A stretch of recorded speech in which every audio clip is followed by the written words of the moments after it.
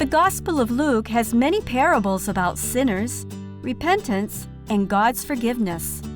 One of the most loved parables is the story of the prodigal son, a young man who makes some very selfish choices and really loses his way.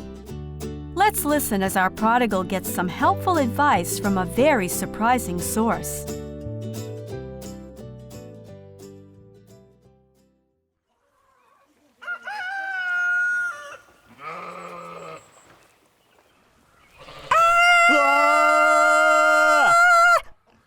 No, wait! Wait! Who are you? I'm the one who should be asking you that. I snuck into my space while everyone else was asleep. I didn't know my bachelor pad had a new occupant. This is your bachelor pad? That's what I like to call it. All the comforts of home. Squishy mud, rotting veggies, my own personal pig slop. There's no place like home. But I don't remember advertising for a roommate. Oh, yeah. Well, Yeah. Well, what? Last time I checked, humans weren't living in pig pens. It's a long story. Great! I love epics. Tragedy, mystery, romance. Well, I really shouldn't be lying around on the job. What do you mean lying around on the job? What job? The farmer hired me to feed and look after you. This is unbelievable. I've always wanted my own personal butler. Not just you. I'm supposed to take care of all the pigs on the farm. To tell you the truth, it was the only job I could find. Believe me, it wasn't my first choice. No offense. None taken. So, give me the abridged version of your story, and I'll keep a lookout. Well, I'm not from around here. I guessed that much. My real home is far away from here. Dad owns quite a lot of land. All kinds of animals, dozens of servants, huge house. Sounds like a real dump. Everything anyone could ever need or want. Uh-huh. Everything, that is, except freedom. After a while, I got restless. I wanted to experience the world and all it had to offer, away from my father and brother, family rules, and responsibilities. So, I asked Dad for my share of the family inheritance, and I left. Well, I can certainly see how the attraction of this pig pen would be too much for the average person to resist. I wasn't supposed to end up here. You weren't? Of course not. When I left home, I had beautiful clothes, a horse to ride, and a big sack full of money. The day I left my dad's property, I was on top of the world, and I never looked back. Good boy. I think Dad was standing in the doorway watching me, hoping I'd change my mind and come back. He didn't call my name, but he stayed there until he couldn't see me on the road anymore. But hey, I was on my way. No one was going to stop me. That's the spirit. When I got to the city, it was even better than I had imagined it. I felt like a kid at a carnival. So much trouble to get into, so little time. Well, I didn't waste any time diving into things.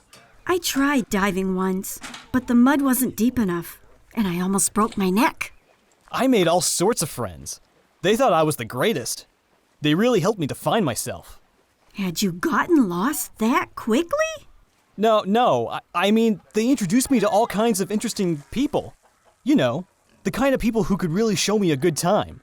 They had big plans for me and my money. Sounds expensive. Well, it was. Good thing you had that huge sack of cash, right? Right.